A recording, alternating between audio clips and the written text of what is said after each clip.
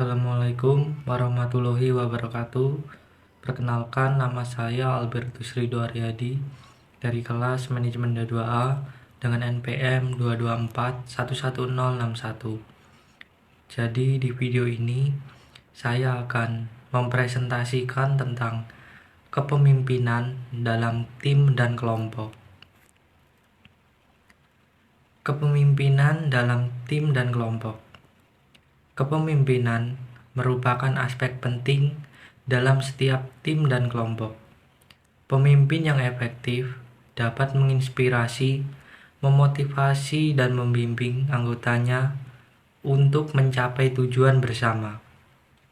Mereka menciptakan lingkungan yang kolaboratif dan sportif di mana setiap orang dapat berkontribusi dan berkembang. Peran pemimpin dalam tim dan kelompok. Yang pertama yaitu untuk menetapkan visi dan misi. Jadi pemimpin harus memiliki visi yang jelas tentang apa yang ingin dicapai dan tim atau kelompok dapat mengkomunikasikannya secara efektif kepada anggotanya. Misi harus realistis, terukur, dan dapat dicapai. Yang kedua, membuat keputusan. Pemimpin harus mampu membuat keputusan yang tepat dan tepat waktu dengan mempertimbangkan semua informasi yang tersedia dan kebutuhan semua pemangku kepentingan. Yang ketiga, memotivasi dan memberdayakan anggota. Pemimpin harus mampu memotivasi dan memberdayakan anggotanya untuk memberikan yang terbaik. Mereka harus menciptakan lingkungan di mana anggota merasa dihargai, dihormati, dan didorong untuk berkontribusi. Yang keempat, mengelola konflik. Konflik adalah hal yang wajar dalam tim dan kelompok. Pemimpin harus mengelola konflik secara efektif dan menyelesaikannya secara adil dan konstruktif. Yang keenam, membangun kepercayaan dan rasa hormat. Pemimpin harus membangun kepercayaan dan rasa hormat dengan anggotanya. Hal ini dapat dilakukan dengan bersikap terbuka, jujur, dan adil. Yang selanjutnya, memberikan umpan balik yang konstruktif. Pemimpin harus memberikan umpan balik yang konstruktif kepada anggotanya untuk membantu mereka berkembang. Umpan balik harus spesifik, tepat waktu, dan bermanfaat. Yang terakhir, merayakan keberhasilan. Pemimpin harus merayakan keberhasilan tim atau kelompoknya karena hal ini dapat membantu meningkatkan moral dan motivasi anggota kelompok. Gaya kepemimpinan. Yang pertama yaitu kepemimpinan otoriter. Pemimpin otoriter mempunyai keputusan sendiri dan mengharapkan anggotanya untuk mematuhinya. Gaya ini dapat efektif dalam situasi di mana diperlukan tindakan cepat dan tegas.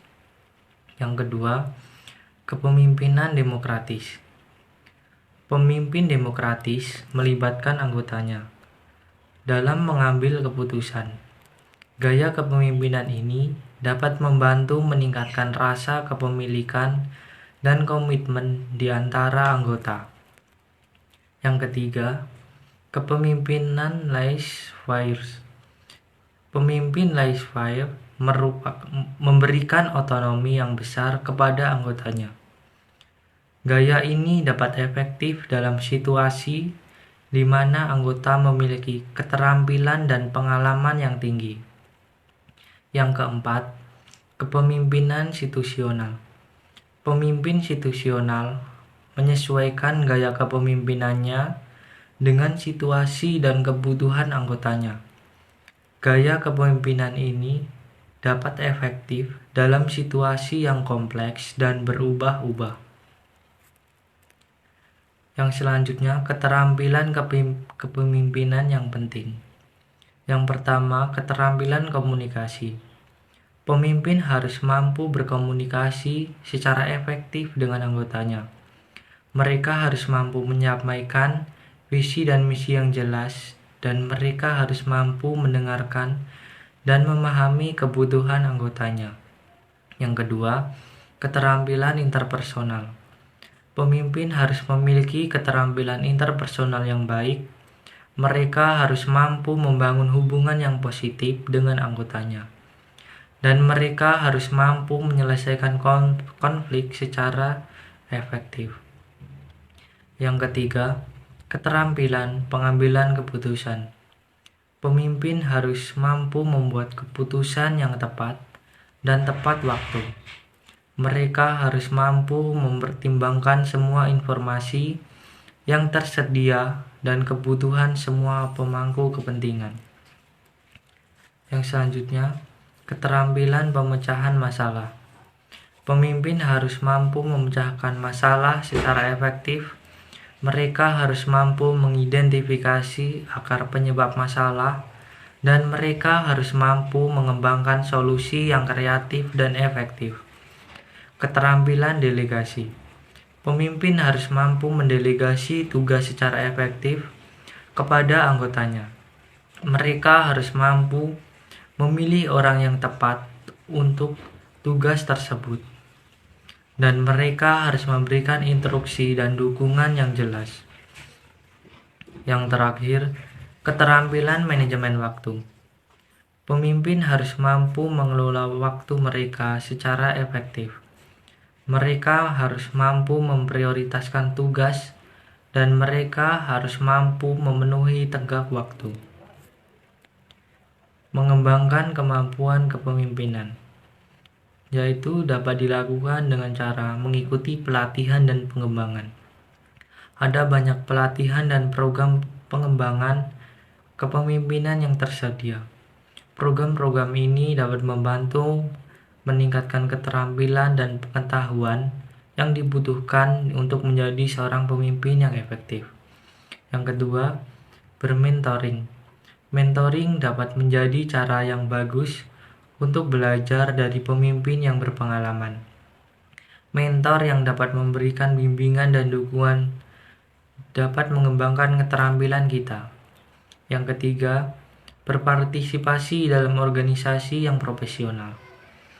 Organisasi yang profesional dapat membantu kita untuk terhubung dengan pemimpin lain dan belajar dari pengalaman mereka. Kesimpulannya yaitu kepemimpinan yang efektif dalam tim dan kelompok dapat diraih dengan memahami peran dan tanggung jawab pemimpin, menerapkan gaya kepemimpinan yang tepat, mengembangkan keterampilan kepemimpinan yang penting dan terus belajar dan berkembang. Dengan kepemimpinan yang kuat, tim dan kelompok dapat mencapai tujuan yang luar biasa dan mencapai kesuksesan yang berkelanjutan. Sekian presentasi yang dapat saya sampaikan. Saya ucapkan terima kasih.